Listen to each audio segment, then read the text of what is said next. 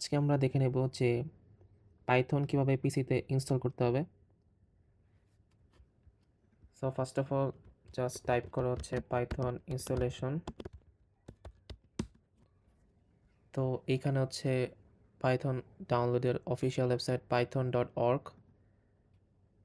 এইখানে হচ্ছে আসলেই ডাউনলোড যদি পাইথন দেই পাইথন ভার্সন 3, তাহলে হচ্ছে তোমার ল্যাপটপ বা পিসি যদি উইন্ডোজ, লিনাক্স বা ম্যাক, সো ওই অনুযায়ী ডাউনলোড হয়ে যাবে।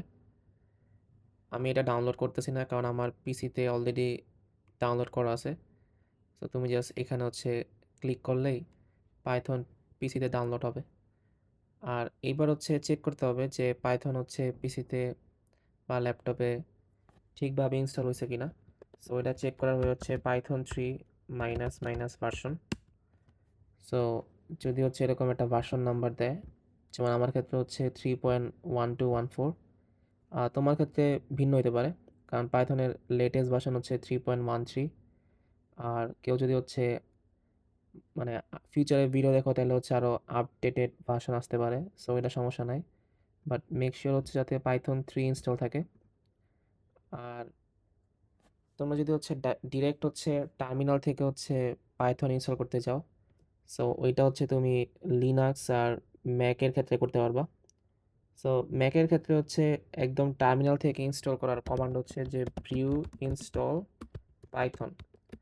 সো এটা লিখলে হচ্ছে মেনলি পাইথন ইনস্টল হয়ে যাবে।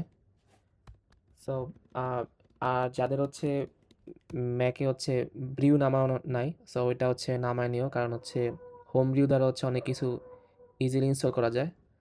আর যদি তোমার কমান্ড না জানা থাকে জাস্ট চ্যাট জিপিটি আস্ক করো যে home brew install on Mac. So এটা হচ্ছে জাস্ট দিলেই ও যে রেসপন্সটা দেয় ওইটা টার্মিনালে হচ্ছে দিলে হচ্ছে তোমার ইনস্টল হয়ে যাবে। তো তুমি যদি জাস্ট হচ্ছে যে এই কমান্ডটা কপি পেস্ট করে হচ্ছে জাস্ট দিয়ে দাও তাহলে হচ্ছে আই থিঙ্ক হোম রি হচ্ছে ইনস্টল হয়ে যাবে। দেন তুমি জাস্ট ওই হোম রি ইউজ করে পাইথন ইনস্টল করতে পারবা। আর যদি তুমি হচ্ছে লিনাক্সে থাকো, so then just type sudo install Python 3। So এই কমান্ড ইউজ করে হচ্ছে ডাইরেক্ট টার্মিনাল থেকে ইনস্টল করতে পারবা।